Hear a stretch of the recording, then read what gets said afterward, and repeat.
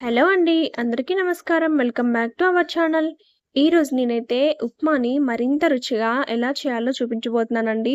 ఉప్మా అంటే ఇష్టపడని వారికి నేను చేసిన విధంగా ఒక్కసారి చేసి పెట్టారంటే ఎప్పుడు అడుగుతూనే ఉంటారండి. అస్సలు వద్దనరనమాట. అంత టేస్టీగా ఉంటుంది. అండ్ ఉప్మాలో పప్పు వేసుకొని తిన్నారంటే ఆ రుచి సూపర్ అంటే సూపర్ ఉంటుందండి. మరి ఈ ఉప్మాని ఎలా చేయాలో చూడండి. నేనిక్కడ 2 గ్లాసుల వరకు ఉప్మా రవ్వనైతే తీసుకున్నాను. దీన్నే సూజీ అని కూడా అంటారు. బొంబాయి రవ్వ. ఇప్పుడు దీన్ని పోపు వేసుకోవాలి. పోపు కోసం స్టవ్ మీద గిన్నె పెట్టుకొని, ఆయిల్ వేసుకొని అందులోనే జీలకర్ర, ఆవాలు, అలాగే సన్నగా తరిగిన ఉల్లిపాయలు, సన్నగా తరిగిన పచ్చిమిర్చి వేసుకోవాలి. నేనిక్కడ పల్లీలు వేయడం లేదండి. పల్లీలు మీకిష్టముంటే వేసుకోవచ్చు. ఇందులోనే కరివేపాకు, అలాగే తరిగిన క్యారెట్ ముక్కలు, బీన్స్ ముక్కలు, అలాగే టొమాటో ముక్కలు కూడా వేసుకోవాలి. మీకు ఏ వెజిటబుల్ నచ్చినా వేసుకోవచ్చండి. ఆలు కూడా వేసుకోవచ్చు. ఏది వేసుకున్నా కూడా చాలా టేస్టీగా ఉంటుందండి. ఈ వెజిటబుల్స్ అన్నీ వేసుకున్న తర్వాత, మనం ఈ వెజిటబుల్స్‌ని కాసేపు మగ్గనివ్వాలి.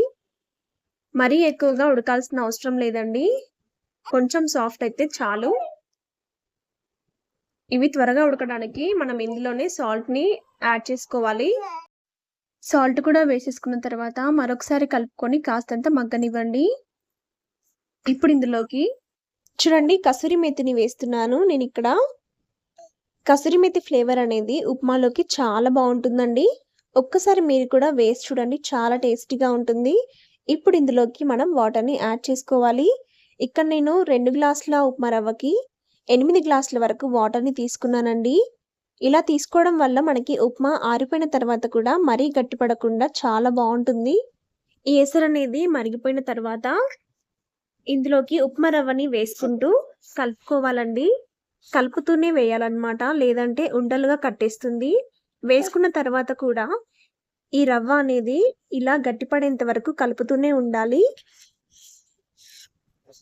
మీకు ఇలా కలపడం ప్రాబ్లమ్‌గా ఉంటే ఫస్టే ఉప్మా రవ్వని ఆయిల్‌లో కాస్తంత వేయించుకున్నారంటే ఉండలు కట్టకుండా ఉంటుంది. ఇలా గట్టిపడిన తర్వాత మూత పెట్టి ఒక 2 నిమిషాలు అలా వదిలేయండి. అంతే ఎంతో టేస్టీగా ఉండే ఉప్మా రెడీ అండి. కసూరి మేతి వేసాం కాబట్టి చాలా అంటే చాలా బావుంటుందండి టేస్ట్. నేనైతే ఇందులోకి పప్పు వేసుకొని తిన్నానండి. ఉప్మా పప్పు కాంబినేషన్ అదిరిపోతుంది కదా! చికెన్ అయితే ఇంకా చెప్పాల్సిన అవసరం లేదు. మీలో ఎంతమందికి ఉప్మా అంటే ఇష్టమో కామెంట్ చేయండి. మీకు వీడియో నచ్చినట్లయితే లైక్ చేయండి, షేర్ చేయండి. ఒక్కసారి ఇలా ట్రై చేసి ఎలా వచ్చిందో నాకు చెప్పండి.